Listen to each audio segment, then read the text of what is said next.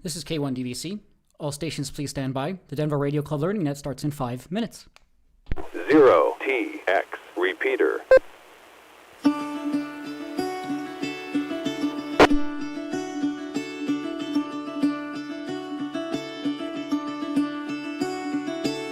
Caught behind Venetian blinds, had to reach for the city lights.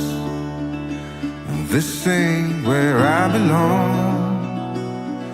Hey, look at me, man, what I've become. I've been running east, looking for a sunset, digging deep since '99. What I thought was gone was sitting in my pocket in plain sight all along. I think it's time for me to go, burn all bridges. All I know, I got lost along the way, fell between the foam, pulling the stitches. Time to let go, so come what may.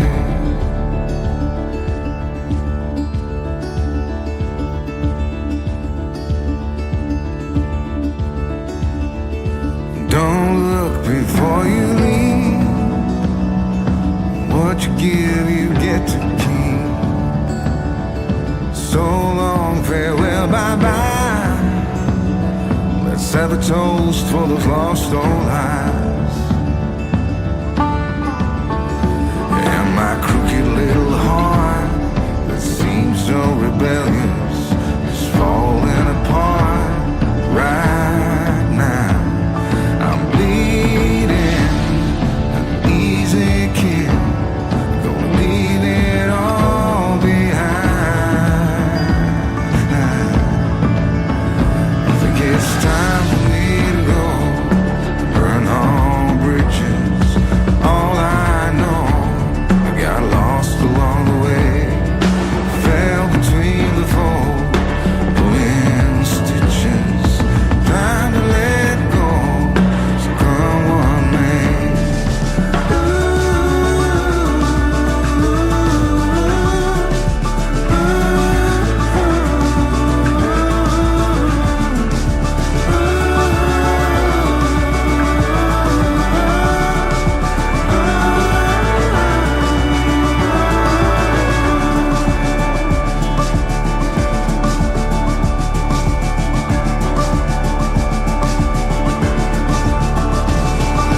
Caught behind Venetian lines, out of reach for the city lights.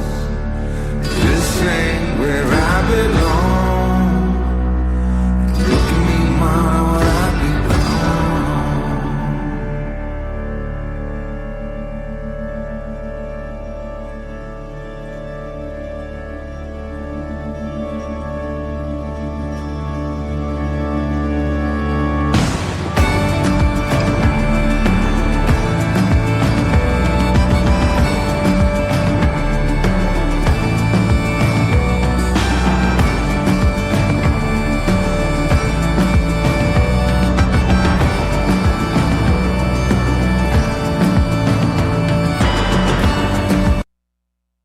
This is K1DBC. The Denver Radio Club Learning Net starts in 1 minute. All stations please stand by.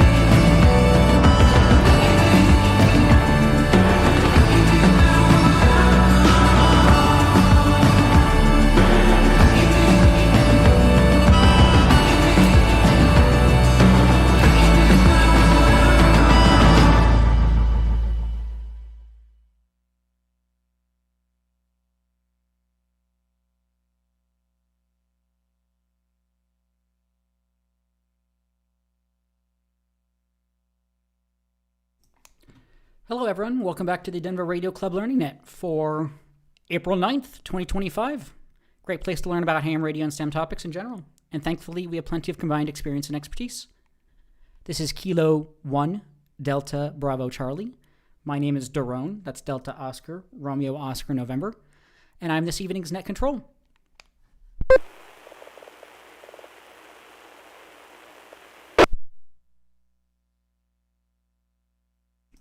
Let's see, last week we had pretty good conversations. Let me see if I can quickly recap. Looking at the wrong one there. A lot of good questions last week. We'll see if we can bring some things back up. But again, we're taking your comments, questions, check-ins, updates, and more this evening.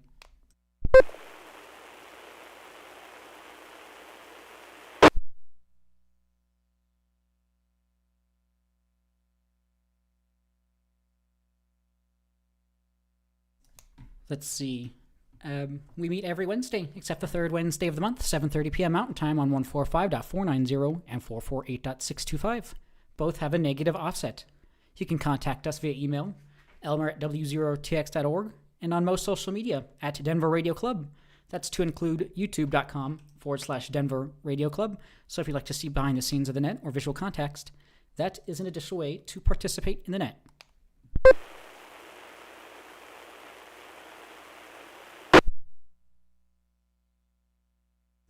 This net can be broken at any time for emergency or priority traffic by using the word break.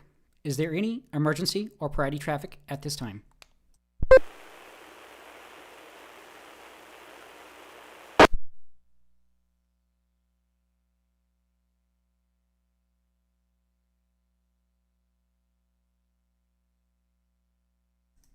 All check-ins to the net will be taken in alphabetical groups based on the first letter of the suffix of the operator's call sign. That is the first letter after the number in the call sign. If you can, please try to use ITU phonetics at least for your call sign and indicate if you have traffic or questions as you check in. As always, you can follow along with check-ins, w0tx.org/check-in. If your suffix begins with the letters A through M, Alpha through Mike, please check in now.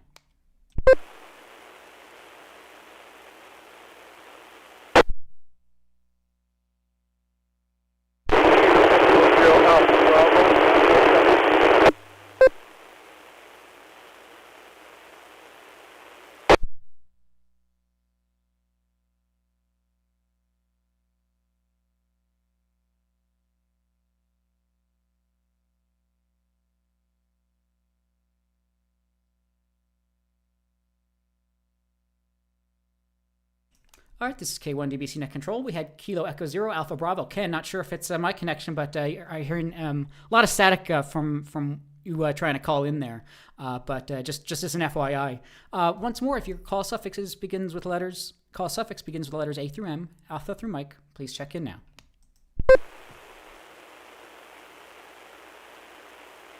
Kilo Foxtrot Zero Foxtrot Papa India Ron in Lakewood.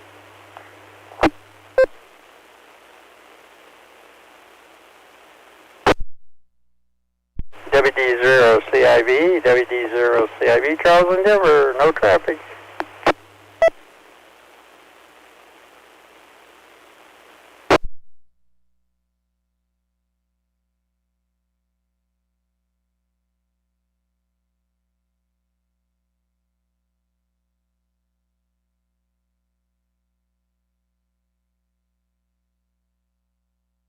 All right, this is K1 DBC Net Control. I guess that answered the question about signal quality. I heard a couple of check-ins there just fine.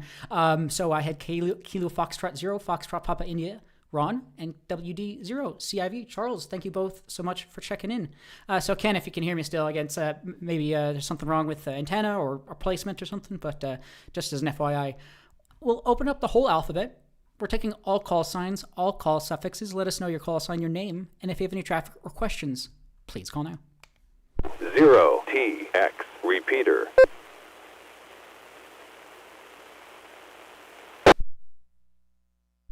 Kilo 4 Romeo November Yankee Ronnie and Thornton, no traffic.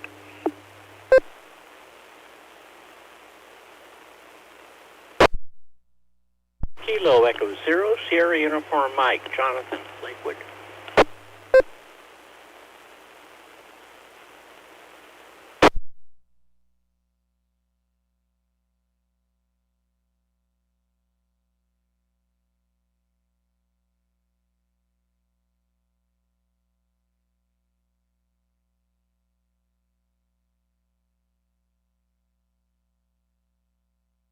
All right, this is K1 DBC Net Control. I'd like to welcome and acknowledge the following check-ins. K4RNY, Ronnie, and KE0SUM, Jonathan. Thank you both so much for checking in. Again, this is Kilo 1 Delta Bravo Charlie, K1 DBC Net Control for the Denver Radio Club Ham Learning Net. Great place to learn about ham radio and STEM topics. So if you'd like to join us just for the count, or if you have any traffic or questions, we're taking all call signs, all call suffixes. Let us know your call sign, your name, and if you have any traffic or questions, please call now.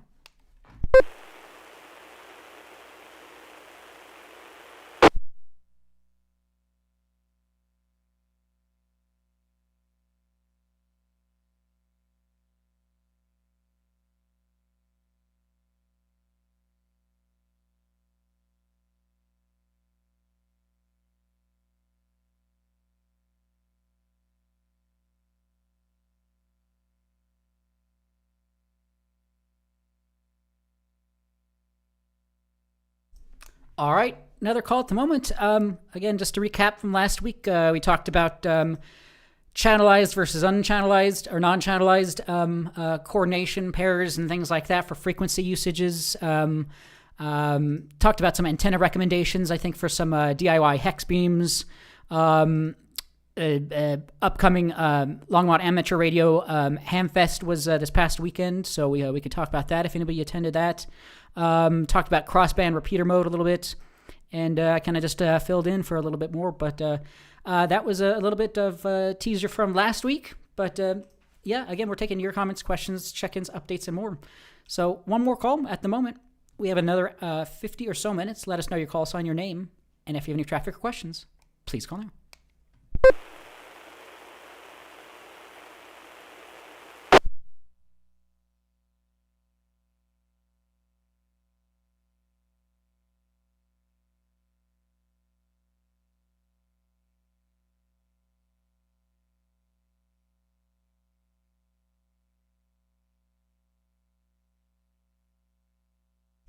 All right, this is K1 DBC Net Control. I certainly can bring a couple of things up, but if anybody has any comments, questions, check-ins, updates, or more, I didn't notice that anybody mentioned they had check-ins, or traffic. If somebody did and I missed it, I do apologize. But I'll throw it out to the group. Otherwise, I can bring up a story or two or something, and we can throw it back to the group. KE0SUM comment.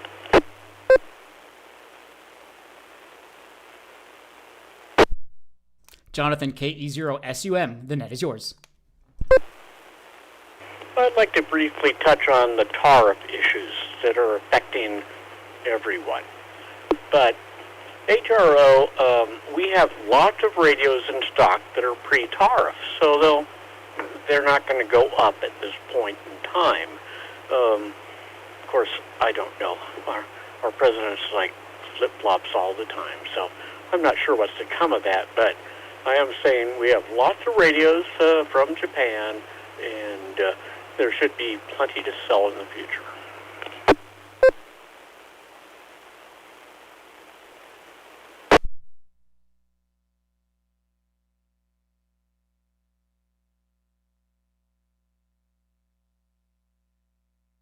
All right, sounds good. I was trying to see if there's some official wording from them on that just yet on the site here, but not just yet. I did see something come out from ICOM, effective May 8th. Let's see, it's kind of, Jonathan was mentioning, I think they're kind of treating it the same way. Current orders, all items already on order will maintain current pricing without surcharge. Orders already in the system will be honored at current pricing regardless of ship date. New orders, surcharge will apply on after May 8th. Partial shipments, back orders, exports. So yeah, I'm guessing Ham Radio Outlet is trying to keep things as kosher as possible and try to maintain good relationships because it's things are coming down the pike, but we'll have to see. Yeah, great question, great update because that is definitely very timely. Anybody on that tariff surcharge update? ICOM is mentioning a 24% tariff surcharge to be implemented on all invoices beginning May 8th.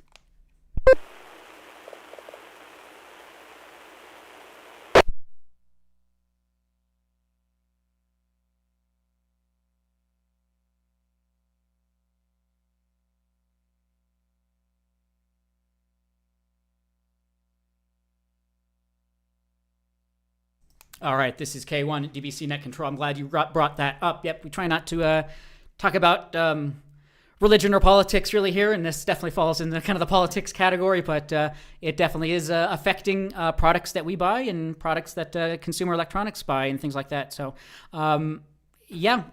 anyone else? Tariff surcharge updates? Here's your chance. Go right ahead.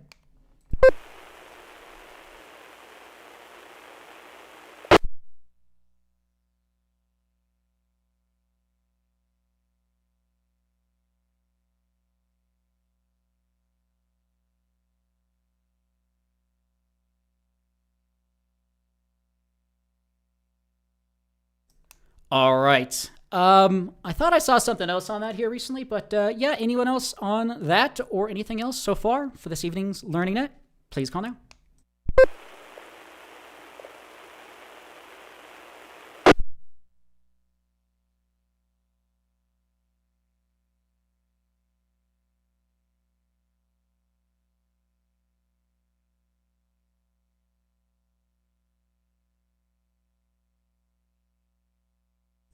All right.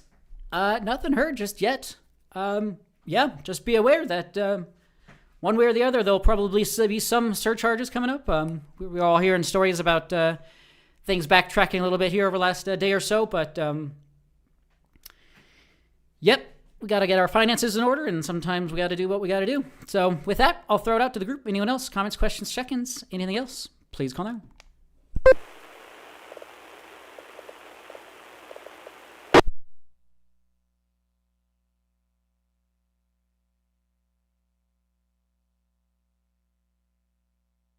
All right, this is K1 at DBC Net Control.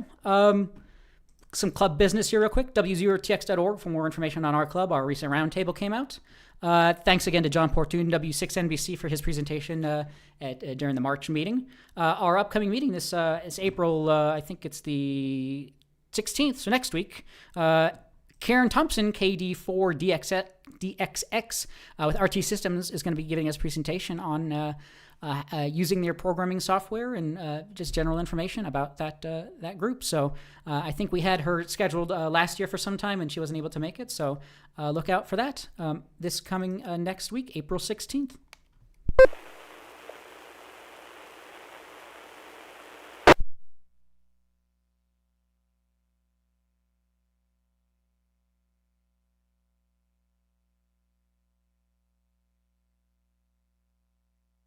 Pretty neat thing also to check out in the roundtable. Something that was brought up in a board meeting a few months ago, which was pretty interesting, was there was apparently a cookbook from the 80s, 1988, with Denver Radio Club recipes in it. So Kathy Vilhauer sent us over this recipe, published by DSC members in, again, 1988. Let's see. Mildred Cherhart, YL of K0DYT, has put an oatmeal cookie recipe in here. So she'll be putting some more of those in there. I think she's scanned some of these in. So it's just kind of a funny crossover. So do check that out. Anyone else? Comments, questions, check-ins? Please call now.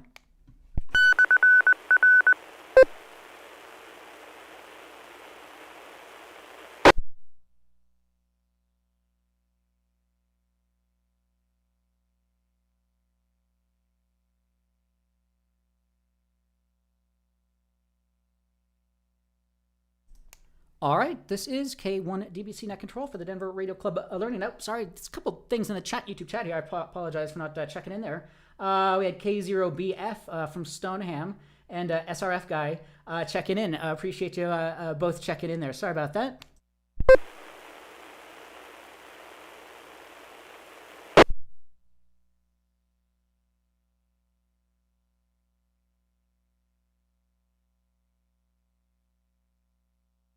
All right, this is K1 DBC Net Control. It's about 7:45 p.m. here. Plenty of time still, another 45 or so minutes. I didn't see anybody indicated they had any traffic or questions. Anybody, though? Comments, questions, check-ins? Otherwise, I can bring up another story or two or something, and we can go from there.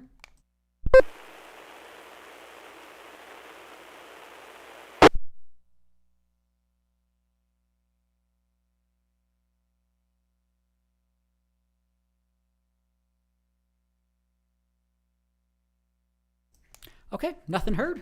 over on the blog hackaday.com from March 29th, written by Maya Posh, titled AMSAT Oscar 7, the ham satellite that refused to die. When the AMSAT Oscar 7 AO7 amateur radio satellite was launched in 1974, its expected lifespan was about 5 years. The plucky little satellite made it in 1981 when a battery failure caused it to be written off as dead. Then in 2002, it came back to life. The prevailing theory being that one of the cells in the satellite's NICD battery pack in an extremely rare event, failed to open, thus allowing the satellite to run intermittently off its solar panels. In a recent video by Ben on the AE4JC Amateur Radio YouTube channel, goes over the construction of AO7, its operation, death, and subsequent revival are covered, as well as a recent QSO. The solar panels covering the satellite provided a ground total of 14 watts at a maximum illumination, which later dropped to 10 watts, making for a pretty small power budget.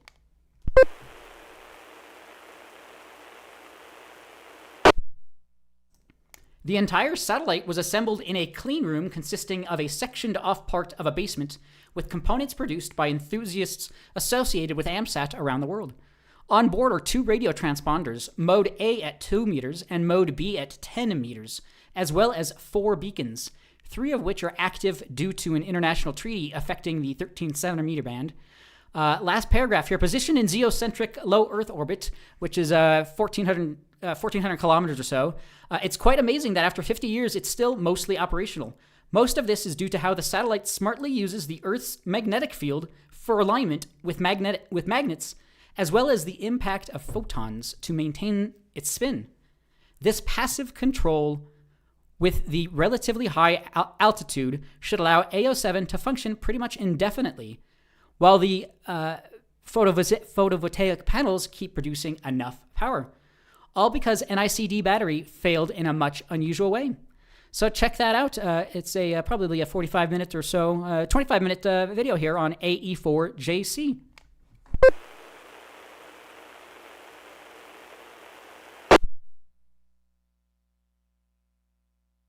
He would go on to far exceed. Being built in a basement, AO7 weighed in at around 64 pounds, or 25 megahertz signal, extending the radio wave. All right, so pretty neat video there, 25-minute or so video. So pretty neat stuff. That satellite that was launched in 1974 and was only supposed to run 5 years is still fairly much running due to certain failures.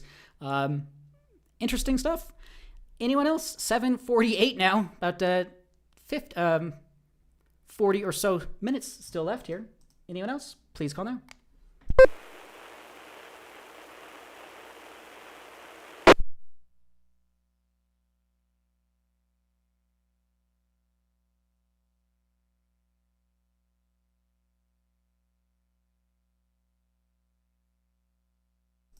All right, if there's anyone tuning in, this is the Denver Radio Club Ham Learning Net. Great place to learn about ham radio and STEM topics. My name is Daron. Call sign is Kilo 1 Delta Bravo Charlie. If you'd like to check in just for the count, or if you have any traffic or questions, we're taking all call signs, all call suffixes. Let us know your call sign, your name, and if you have any traffic or questions, please call now.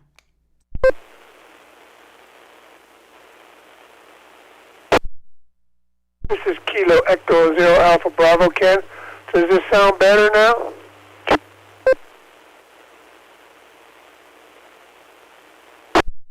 Echo Zero Alpha Bravo. Ken, you're sounding much better, much more normal than checking in earlier. Much better signal quality. Thank you, Jerome. This is Kilo Echo Zero Alpha Bravo. Back to net.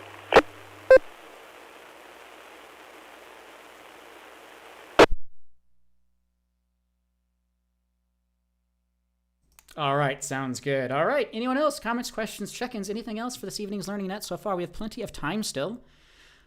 Please call now.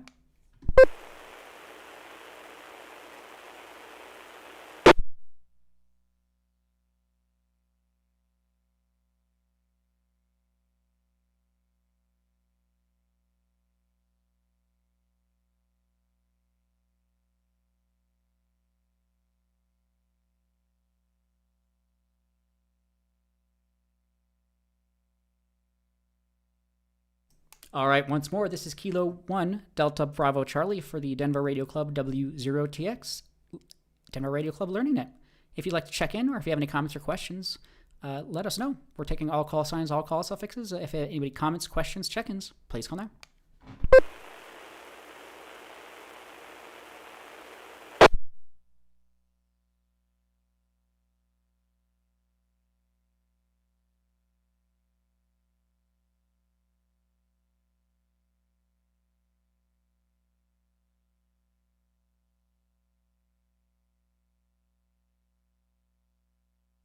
All right. I am running low on stories that I can bring up. Might be a bit of a shorter net, but anyone else? Comments, questions, check-ins, anything else so far for this evening's Learning Net? Please call now.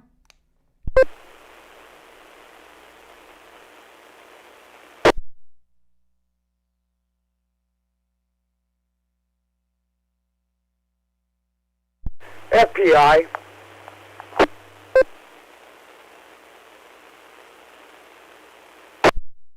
Yeah, Ron, KF0FPI. The net is yours.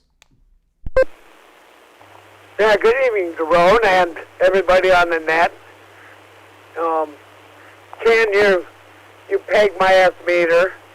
I don't know what you did. You should tell us. And I wanted to give A plus for the newsletter you guys did. It was very interesting. God, it was a really old cookie recipe with raisins and oatmeal cookies, and that's just wrong. Raisins are. But there's a really cool do-it-yourself bookshelf, 440 shelf antenna. It's a cute little thing, an indoor antenna to put in your house. I might, if I ever get free time, try to build that guy, and it'd be a great conversation piece if anything. I just wanted to give a shout out for the newsletter. Did a very good job on it.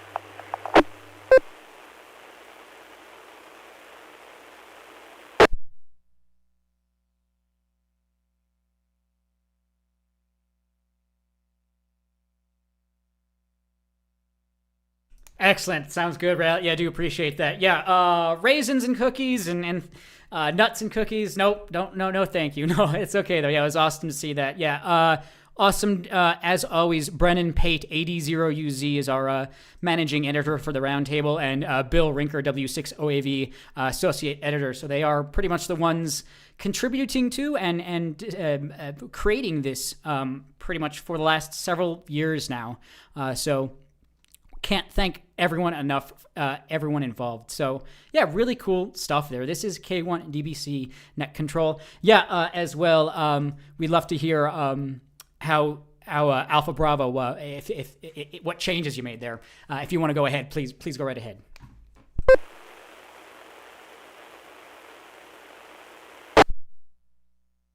This is Kilo Alpha Bravo.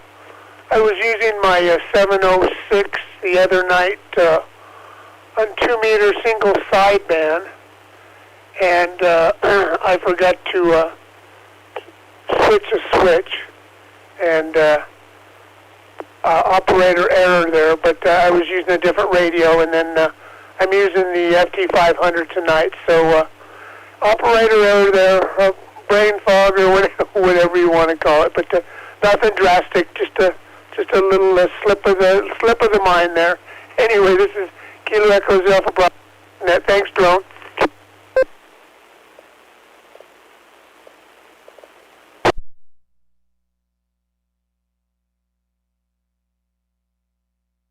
Excellent. Sounds good. Yeah, I'm surprised we could hear you at all, not being on FM and over on a single sideband, but I guess it's half the band, so it's probably we could hear half of you there. So, yeah, it's always good to check that just in case you're not on AM or single sideband and you're not meaning to. But no problem. You're sounding great on the FTM, that second radio you mentioned there.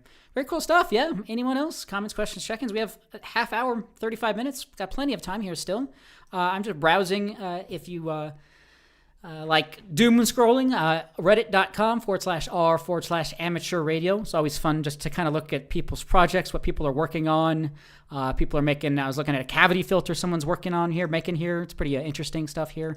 Yeah, anyone else? Comments, questions, check-ins? Please call now. Fleet check-in, AE5IT, Chris in Wheat Ridge.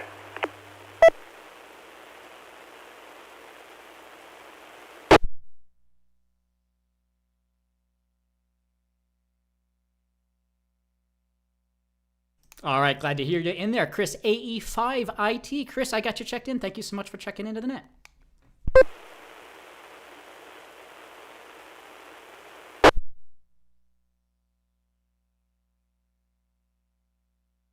Yeah, anyone else? Comments, questions, check-ins, anything else? We're taking all call signs, all call suffixes for check-ins, for comments, questions, updates. Anything like to bring up to the net? Please call now. So this is Chris, AE5IT again. I was wondering if anybody on the net has played with hex beams, has any experience with leaving them up all winter, ice loads, winds, here on the Front Range, anything like that. I've got some questions.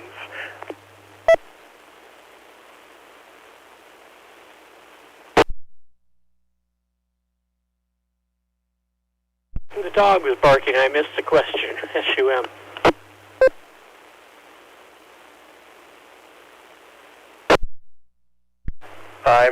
I'm thinking about hex beams and wondering if anybody on the net has experience with them, especially leaving them up year-round, dealing with ice loads, wind loads, that sort of thing.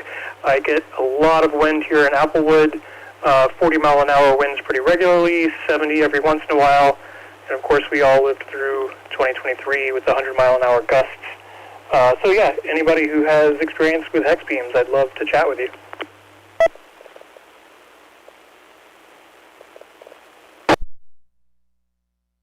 So I have a question. I don't have a hex beam, but familiar with them. And so how high up is it mounted, and is it guide?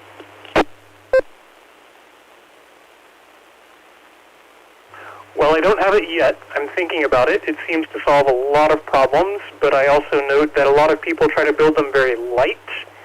And, you know, that's cool. It means you can put it on, like, a Channel Master push-up mast instead of having to have, like, a big Roan tower or something. That's great, but light also means easy to break. I don't know.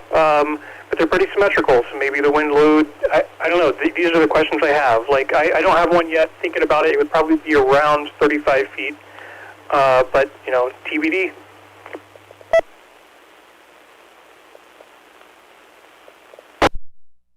Well, you've got it up in the air high enough. Probably needs to be guide less than 50 feet, but maybe the manufacturer's website has a wind rating on it.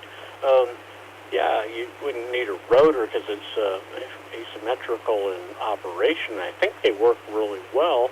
I don't know if that'd be my first choice if I was putting up a tower, but I think it's a good choice.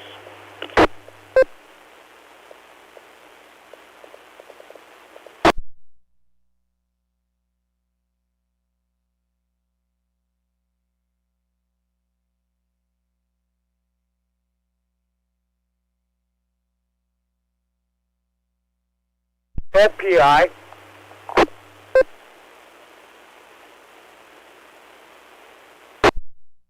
This is K1 DBC Net Control. I was trying to scrub through our video last week. We did talk about that a little bit. I forgot who that was. That was FPI, Ron, KF0FPI.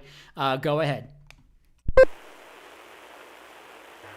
Yeah, I got a hex beam. I've had it up 2 or 3 years now, but it's only a 6 meter. I'm going to add a 10-meter ring on it this spring or summer, but a 6 meter is pretty small dimension. It's about, I think the riggers are 3 to 4 feet, and I've got it on, it's about 22 feet.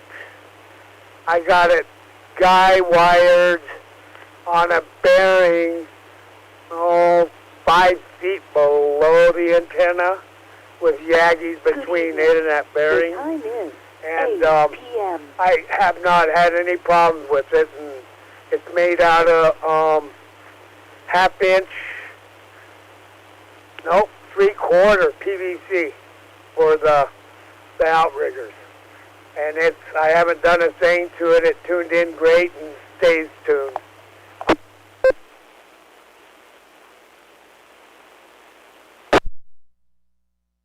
PVC.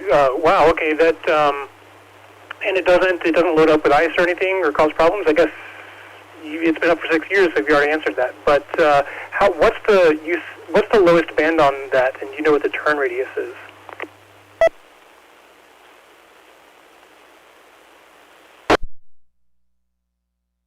It's basically a 6-meter antenna. It's about all you can do with it. I've tried. It'll do 10 with a tuner, but it's not right. I think it kind of stresses it out. There's a website that you can buy them from, or they give you the full dimension and instruction set on how to do it. I don't have that in front of me. I know Daron does. And if you want to see what I put up, if you go to my QRZ page, I have it laying down on the ground when I added my single sideband Yagis on.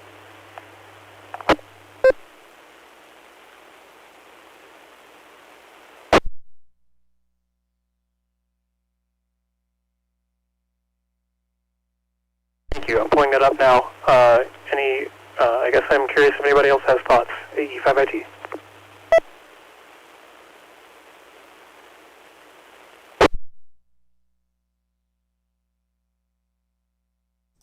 This is K1 DBC Net Control. The website he was mentioning there, hex-beam.com, has a huge parts list, parts that you could go buy at Home Depot or any hardware store, nuts, bolts, washers, clamps, things like that. So you could build this kit yourself too, or it looks like over on K4KIO.com, the base antenna is $516, comes with 6 meters.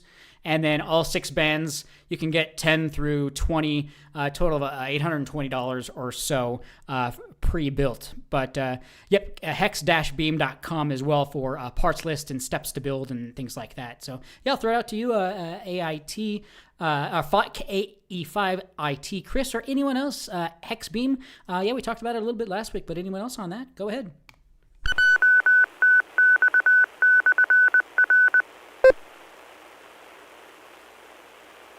Well, maybe somebody knows, but I'm curious about how you tune a hex beam. Does it already come pre-tuned? I'm guessing that's the case. AE0SUM.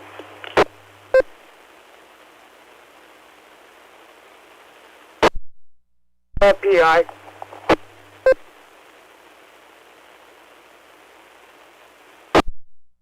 Looks like you might cut wires to length, but I'm not too sure. FPI, with more knowledge, go right ahead.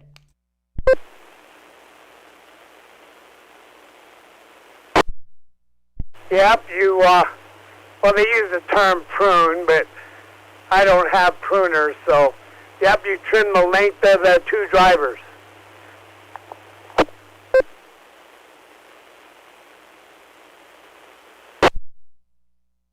But how are you tuning it once you have it in the air? Are you tuning it still on the ground somehow? It's pretty wide band.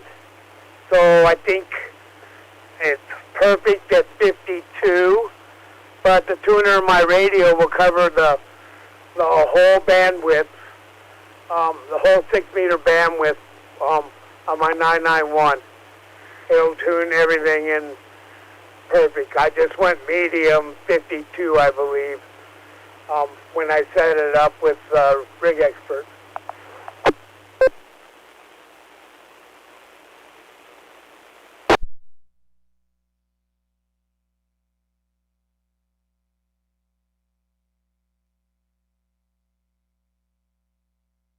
Well, it looks like from the photo Drone has up on YouTube that it's a directional antenna. Do you need a rotor? Yep, mine's sitting on a GS40 Yaesu, and that's why I built it. I wanted a directional antenna, I just thought I'd experiment on 6, and I'll expand it 10 meters this summer, I hope. But if you buy the whole thing that covers all the bands, that's a pretty big surface area. You better be pretty rigid. I would be watching that guy in the wind if I had one.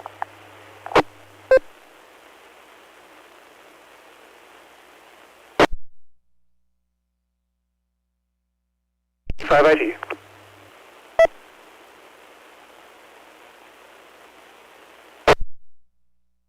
AE5IT, the net is yours. Yeah, that's my thought exactly, Ron. I'm thinking about. I don't know if I want to go all the way up to, or all the way down, rather, to 20 meters. But having directional on high HF would be pretty nice. So yeah, I would probably skip 20 just to make the whole thing smaller. But yeah, I'm right there with you. I'm definitely worried about wind and ice load on something that big and kind of spidery. So that's why I was asking about it. But yeah, familiar with a lot of the build plans that are out there. I think most of the country does not get 100-mile-an-hour wind gusts like we do here, especially where I'm situated in Wheat Ridge. So yeah, I just hadn't seen a lot of discussion of it, so that's why I was asking here. And yeah, AE5IT, back to the net.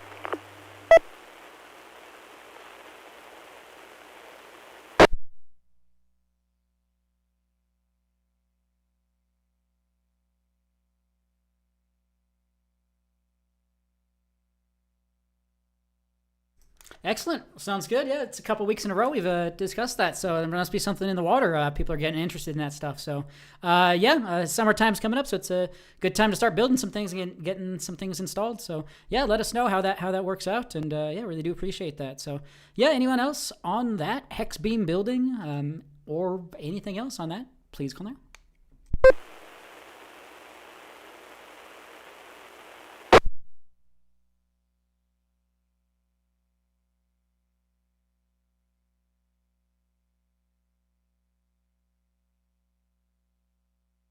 Let's see a quick description. Hex beam has become wildly popular. It's a directional antenna that provides great performance and does not require a full-scale and expensive antenna. It allows the average amateur to compete with the big boys for DX and without spending your retirement. It can be stealthy against a background of trees or mounted low behind your roof. They have tried to make this webpage, hex-beam.com, to encourage you to build your own hex beam. As you browse through the pages, it might seem like a lot of work, but it's a barrel of fun to build, and when you get it finished, the sense of satisfaction is immense. Best part is you don't have to wonder while you are putting the hex together whether it will be really going to work as well as you do. It is going to. So it can be built with parts readily available and have provided a parts list. So really do appreciate that. Again, G3TQX put this page on for the K5KIO hex beam. Really cool stuff. Anyone else? We have another 20 or so minutes. Please call now. So do you guys think a hex beam is better than a multi-band Yagi on a rotor?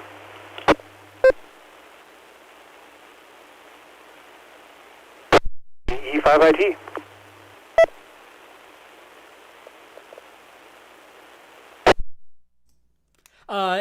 I'll get back to you here in a second. AF5IT, we had Alex, KSE checking in online. We had K0BF mentioning, yep, rotor is needed. They're basically a two-element beam.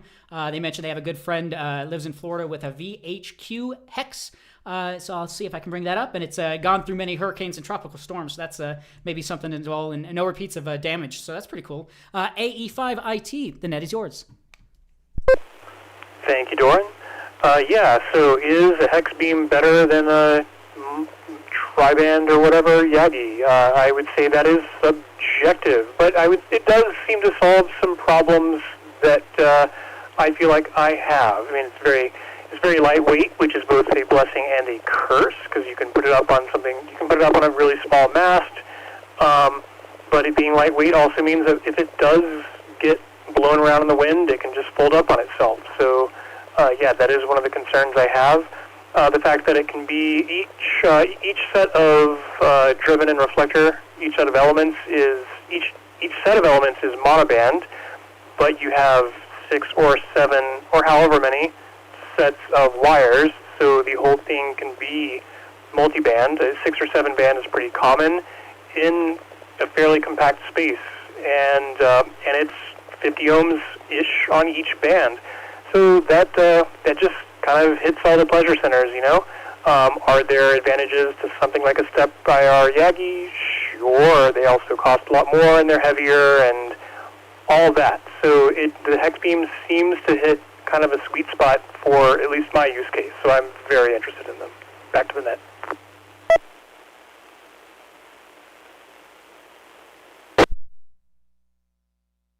I think you bring up a valid point that light is the key. So were you going to use, I don't remember, were you going to use like a roll-up, or is this going to be a permanent installation? I'm looking at something that would be pretty permanent, but there are people out there building them for soda deployments. There's KK6USY on YouTube has been doing a lot of fast deployment, lightweight hex beams for his soda and POTA activations. He's got a number of videos on that. But yeah, I would be looking for something that's more or less permanent.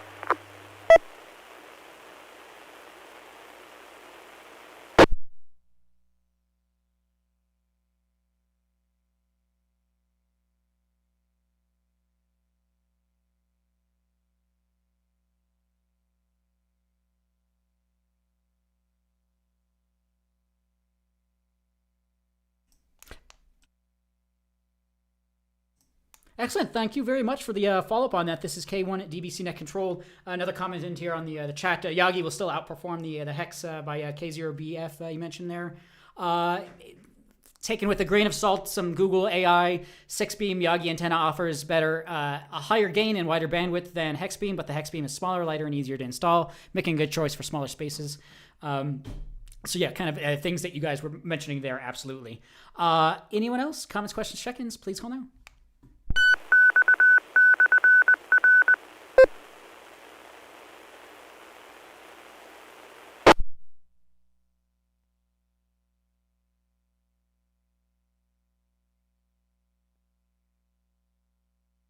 All right, different strokes for different folks. There is something for everyone, and I'm guessing it's just a matter of cost.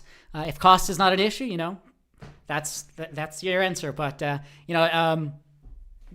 always limitations, whether it be cost or space or whatever it may be.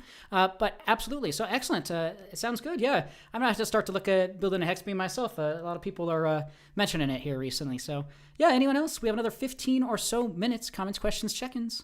Please call now. November 0, Tango Romeo Papa, Jim checking in.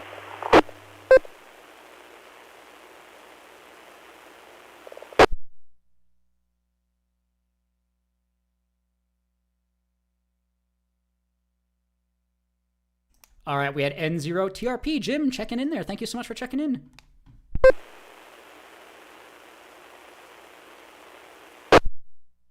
Another recommendation here by K0BF. The Buddy Hex around $6.99. Let's see, includes complete pre-tuned wires for all bands 6 to 20 meters. Lightweight and portable. 6-band hex beam, perfect for everything from POTA to camping, backyards, field day. Total weight, 9.5 pounds. One of the most lightweight beams available commercially. Antenna package comes complete with all support cords and tensioners for all the bands, at least pre-tuned, no adjustments, trimming required. Let's see. So yeah, for $6.99, not a bad option as well. So Buddy Hex, do appreciate the suggestion there as well. Looks like from Buddy Pole.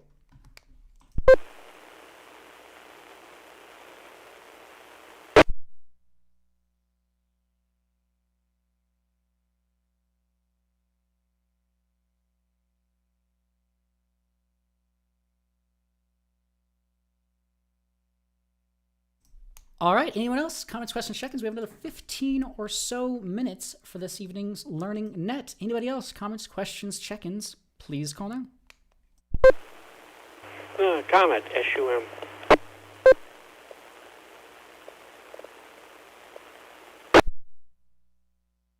Yeah, KE0SUM, Jonathan with the comment. Go ahead. Well, on the chats that you're downloading, I notice K0 Bravo Foxtrot says a lot of DXers use the Buddy Hex. I'm wondering if these work better for DXing than just a regular vertical in the U.S.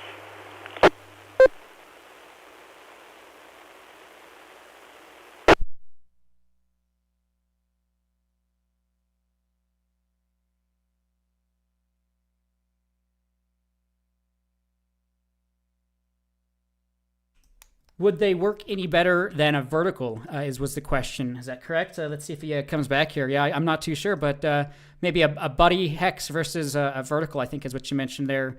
Comparison. Anything on that? Hey, E5IT.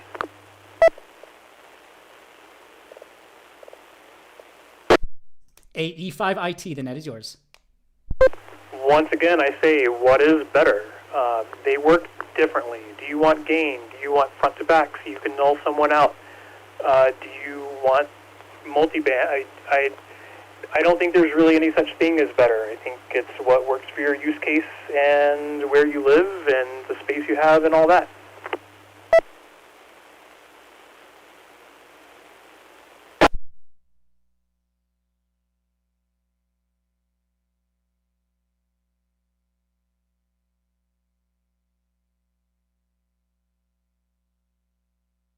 All right, sounds good. Yeah, that's a good question or a good thought there. What is better and best? Yep, absolutely. For the situations then you're in, absolutely. Yeah, great for DX as mentioned here. K0BF. He's used them plenty here in the States as well. Looks like it was a BNC terminated, so that was we don't often see that too often, but yeah, very cool, and really do appreciate the follow up there, AE5IT. So Jonathan, SUM, or anyone else, comments, questions, or anything else on that? Go ahead.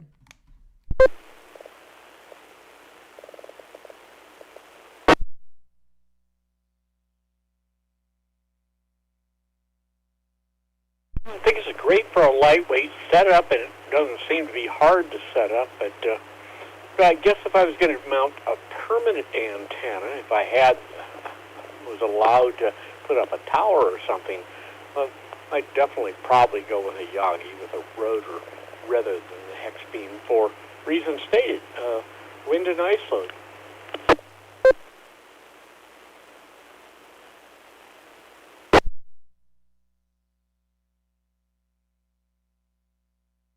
Excellent. Sounds good. Absolutely. Yeah. All right. Yeah. Good questions. Good follow up here on this. I'm glad we can bring this up another week and get some more out of this stuff here. So get some more interest drummed up here. So yeah. Anyone else? Antennas, hex antennas. We have another 10 or so minutes for this evening's Learning Net comments, questions, follow up from anything we've talked about so far or anything new. Please call now. AE5IT with a new topic.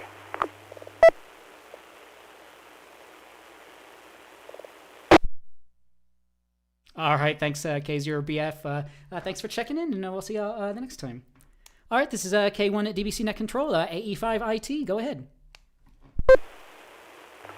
I have been playing with building my own sideswiper or cootie key, and I'm finding it fun to use, but it's very floppy, and so I'm probably going to try to go back and build a stiffer one. But I wonder if other people have been through this before, and what did you learn throughout the voyage? What surprised you about what was important about the build? Any just freewheeling thoughts about that process would be welcomed.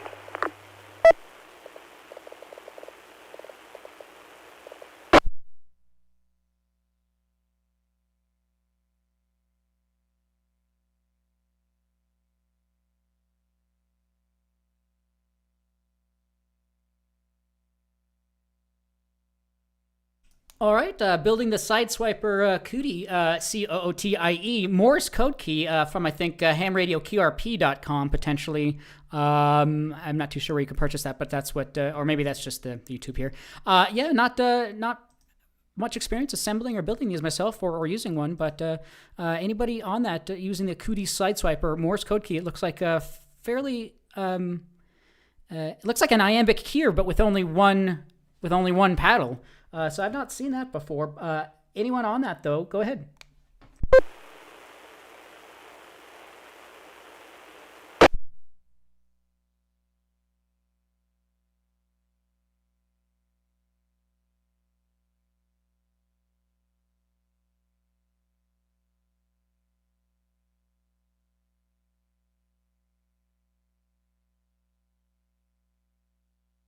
Trying to bring up some more information here. It is basically a double-sided straight key, and has a reputation for being very hard to learn, possibly harder even than a Vibroplex bug. His recent bug practice has been going well. This is from Ham Radio QRP. Palm single side swiper mode. Pretty interesting. Yeah, I'm not too sure how this works here. I don't know if you can fill us in a little bit more, or if anybody else has used a keyer like this. Go ahead. Yeah, so the design that I've got here is I took a broken hacksaw blade and I bolted it to. If you look up hacksaw blade cootie, you'll basically see what I've built. It's a pretty classic way to go about it. But the broken hacksaw blade is bolted into place on one end, so it can swing back and forth with its, the springing action that's inherent to the steel itself.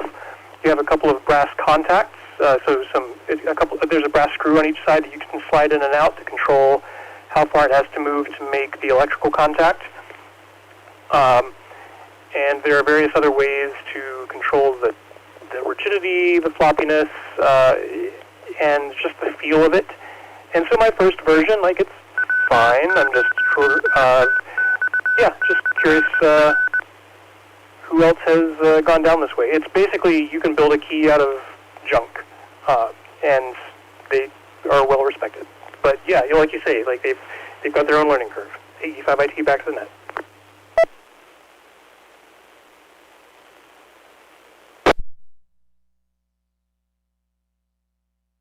I have a question.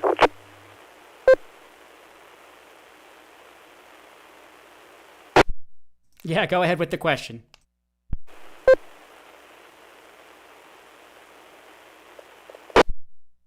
Out of curiosity there, do you make the dots with your thumb, or do you make the dots with your index finger, just out of curiosity? Right, so this isn't like an iambic or anything like that. It's you're basically swinging it back and forth, so just like a straight key, right? You hold it down longer for a da, hold it down for less time for a dit, but you're just sort of going back and forth. So you're just swinging it back and forth each way. So you swing to the left, then you swing to the right, and if you're making a da, then a dit, then you would just hold it down longer to the left than you would to the right. But the important thing with this style is that you're going back and forth every time. So it's not so much that you're making dashes with one finger and daws with another.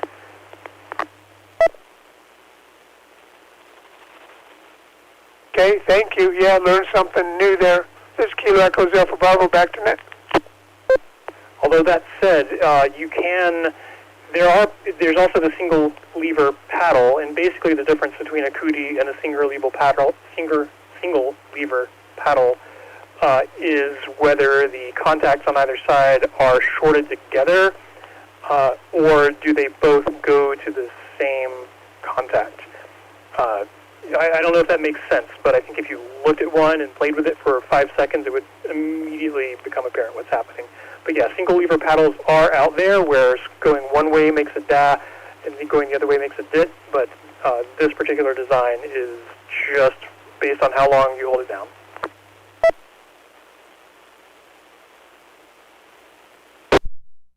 Thank you. This is Kilo Echo Alpha.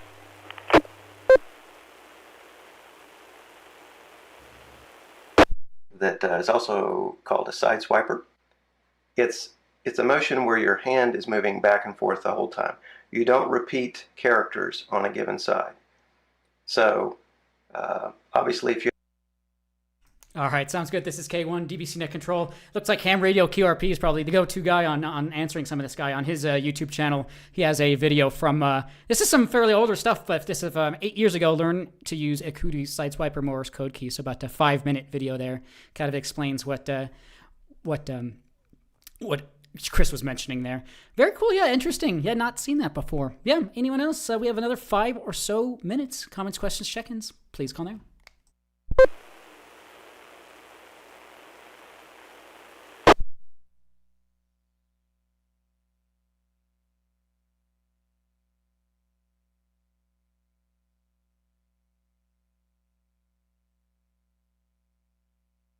All right. Yeah, I am seeing the that photo of that one with the parts and tools, just a piece of wood with a bandsaw or something cut off, and looks like a Parks on the Air like wooden nickel thing, and some just parts and tools that you can really just buy off the shelf here. So it's yeah, pretty interesting stuff there. Yeah. Anyone else? Comments, questions, check-ins? We have another few minutes. Please call now. FBI.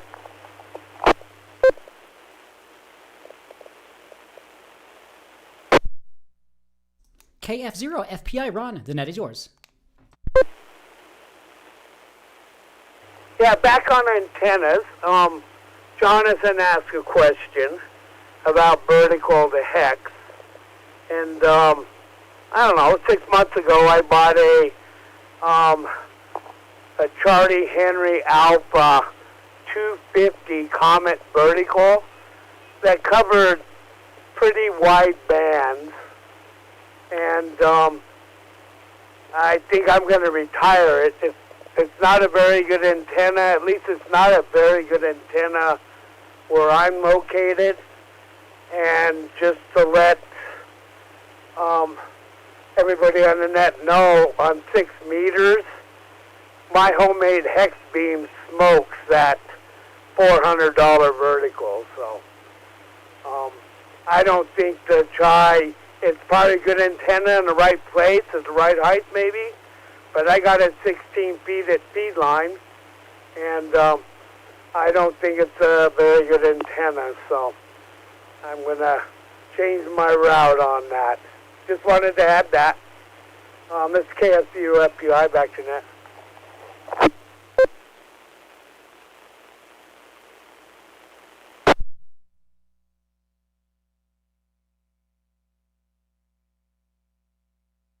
All right, well, there you go. Really do appreciate the follow-up on that. Yeah, sometimes something pre-built or something other than commercially built does often work or can often work better. So, yeah, very cool. Really do appreciate the follow-up on that. So, yeah, it sounds like you might be putting that to retirement, because we have talked about that comment antenna, I believe, in the past. So, yeah, it's interesting to hear.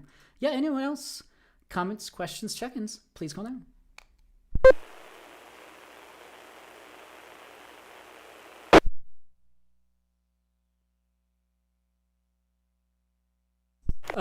F0, Tango November, Oscar, Corbin, Lakewood, checking in.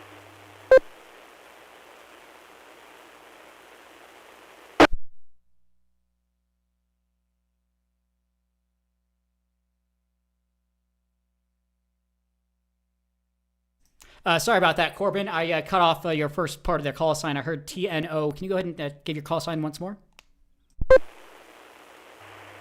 Kilo Foxtrot 0 Tango November Oscar.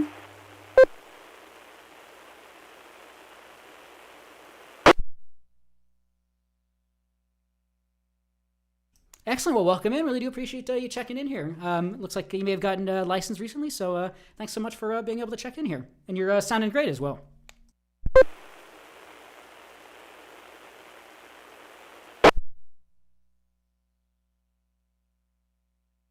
Let's see, there was a last-minute question here in the chat here. Looking to purchase a Shack Go bag, looking at the ICOM IC705.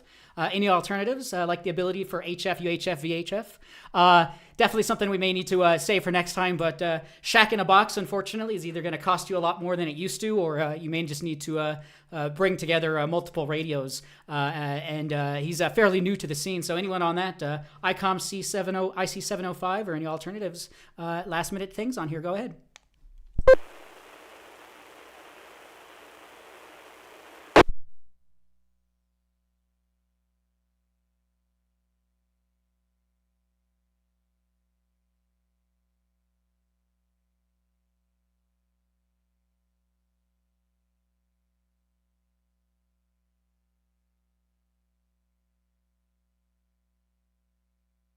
All right, sorry about that. No, I apologize if I didn't catch your name earlier, SRF guy, but we need to tackle that next time. But really do appreciate that. We'll have to think about that, because yeah, it's lots of alternatives out there. And then last minute check-in, we had Alvaro KB2 UEW really do checking in. Really do appreciate that. It's just ticked over to 8:30.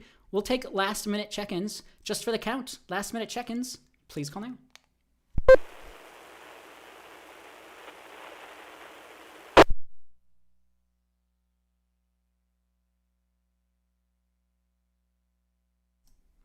Okay, again, next week is our meeting online.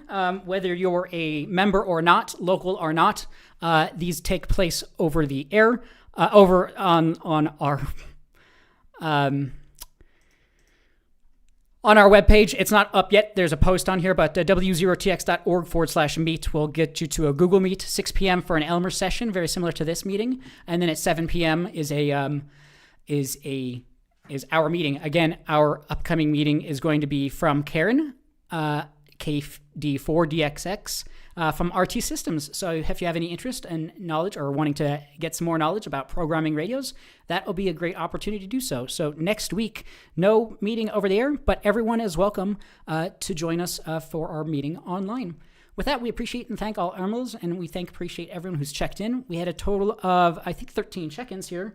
Really do appreciate that.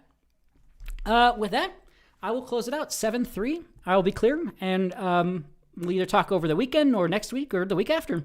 7-3, and I will be clear. I was the kid. I was writing games when I was, just adding that I have uploaded a photo of the homemade Cootie key to my QRZ page. That is Alpha Echo 5 India Tango. The photo is up on my QRZ page for reference. AE5IT out.